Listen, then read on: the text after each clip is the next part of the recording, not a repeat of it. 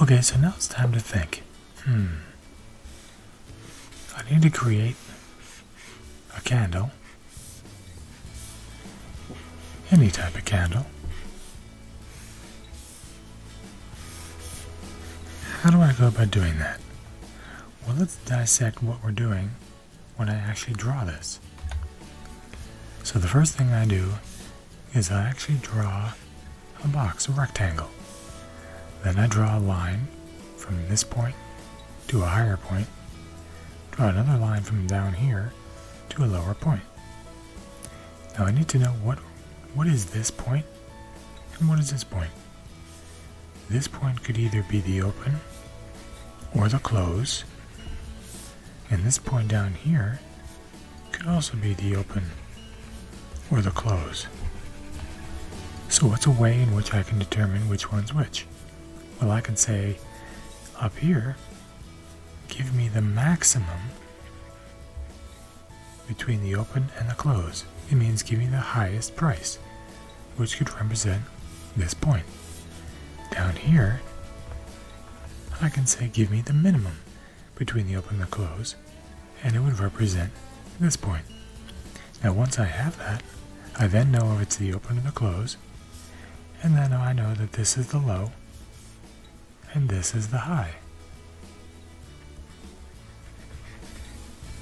So all that I need to do is say draw a line from the minimum value, the open or the close, to the low, and up here draw the maximum value between the open and the close to the high, and that will give me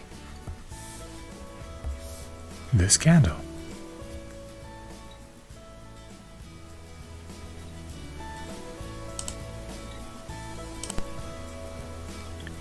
Great, now we have an answer. Let's go test it out.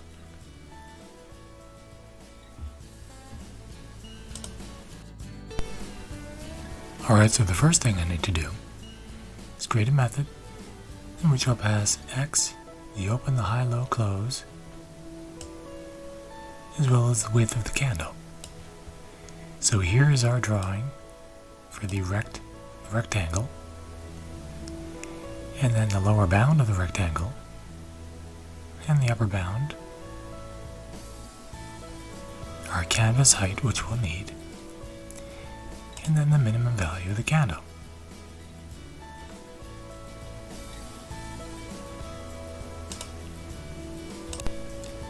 The next step will be able to get the actual scale in Y, so the height of everything.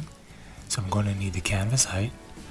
I'm going to need to divide that by the highest candle, the highest high, and the range between the highest high and the lowest low. Once I have that scale, I'll then calculate the wick width. I'll create the position of where that wick will be in X.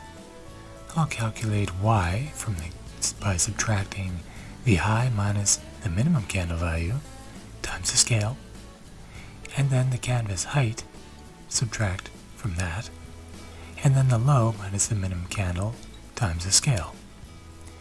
When creating the candle body, I'm going to want all these to be positive numbers, so I'll take the rectangle minus the minimum value, the lower bound minus the minimum value, the high and the low.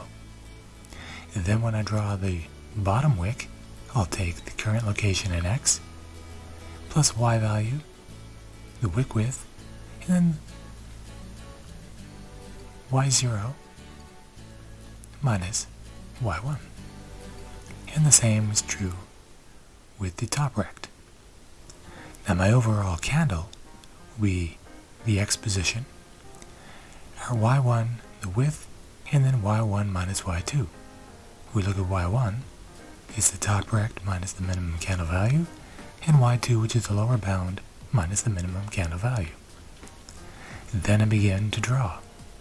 I set the color, I set my brush, set the style, and I set a fill. And I do this until I come across, if the close is less than the open, I want this color to be different. Otherwise, set it to an up candle. I can then draw an outline for the border. And if the candle is very small and it's one line, well then I'm going to fill the rectangle. And that will cover our candle. So now let's go take a look and see if it actually works. Great. So now everything seems to be working really well. I have my crosshair. I can move it around on the screen. Each one of these candles is 2 minutes. So each one has been loaded. I have high with a wick, the low with a wick, the body of the candle. My down candles are a different color than the up candles. The bottom wicks are a different color than the top wick. Great. So everything seems to be working really well. The next step is to actually create the axis, the time in the bottom and the price on the right.